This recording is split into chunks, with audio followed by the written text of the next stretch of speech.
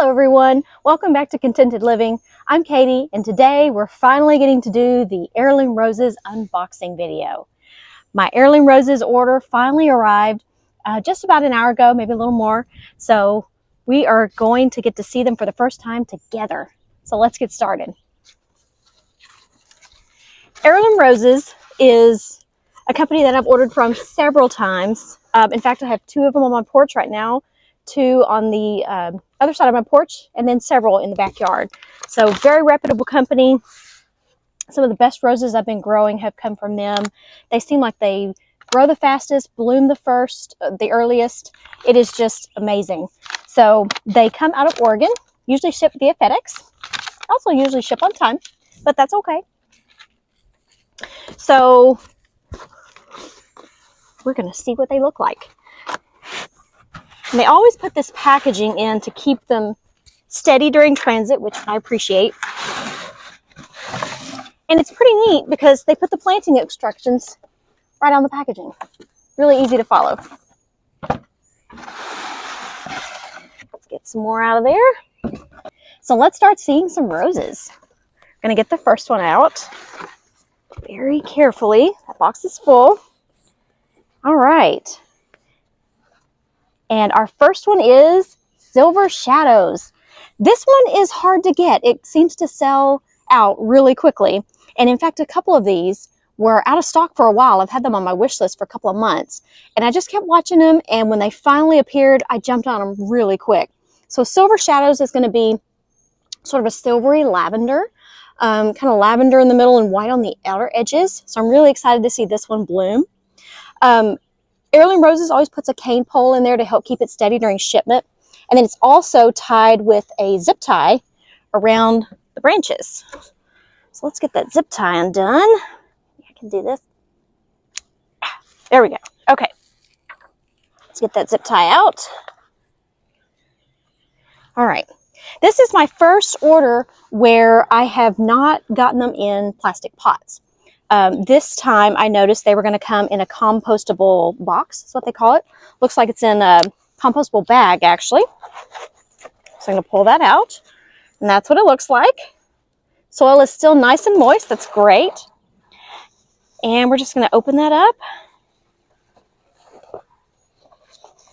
And take that cane pole out. We won't need that anymore. Ah! Flying dirt everywhere. And that's it. I think we can water it just like that. So let's get the rest of them out.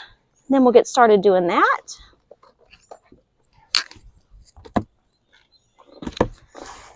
All right.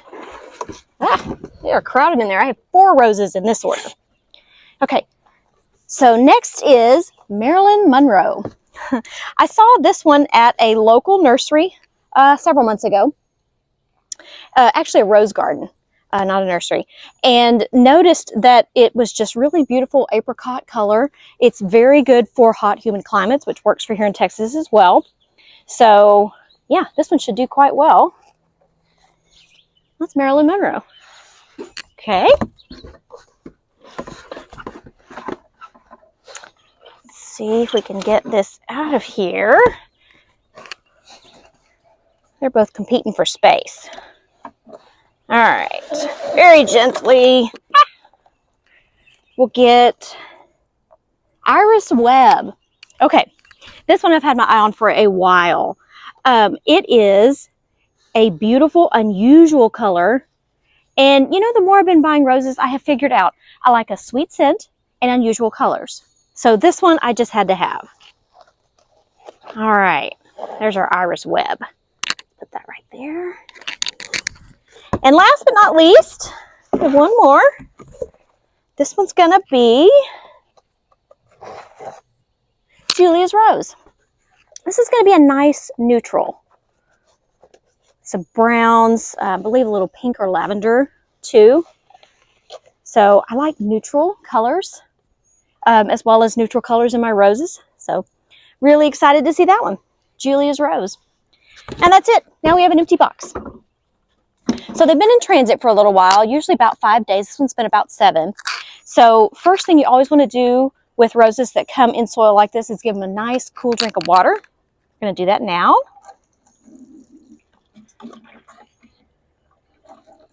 going to give them a little bit. Then I'm going to let them set for a little bit and give them some more. And because they've been in transit for a couple extra days, I'm going to let them hang out here in the shade on the front porch before I move them out into the sun. So give them just a little time to get acclimated out of that dark box. And that's it, folks. Very different from bare root roses, as you can see. This is actually a little bit easier, I think, than bare root, but either way, works for me. So I'm very excited. These are going to go in the ground. Actually, they're going to go in some containers, I think, for a little while before we put them in the ground, but they will not be in these compostable boxes for very long. So I'm excited to show them to you as they keep growing, and catch the next video. Have a good day, folks. Thanks. One last little tidbit. There was something unusual in today's unboxing video. Did you catch it? Yes. When I pulled those roses out of that box, they were not only moist, they were dripping wet. And that was kind of intentional, not from Heirloom Roses' part, but on mine. I ended up filming this video twice today. The first time I did it, I pulled the roses out for the first time. They were moist soil, but definitely the boxes themselves were not wet. I went through the whole spiel. I watered everything, checked my video afterward, and I cut my head off. So I had to put everything back in the box, wrap it all back up, and film one more time so that you could get a nice video with all of me in it. I've really got to get back to asking my husband to film these for me. I've been trying to do a few of them while he's still at work, but I'm not a videographer, I will admit. So anyway, Heirloom Roses does not usually ship dripping wet roses. I just wanted you to know that. But that was my fault. But anyway, the video is now finished. And yeah, it's May here in Texas. I'm hot, I'm sweaty, but that's okay. We got it done.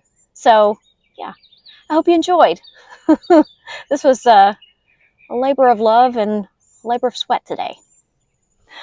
Have a good day.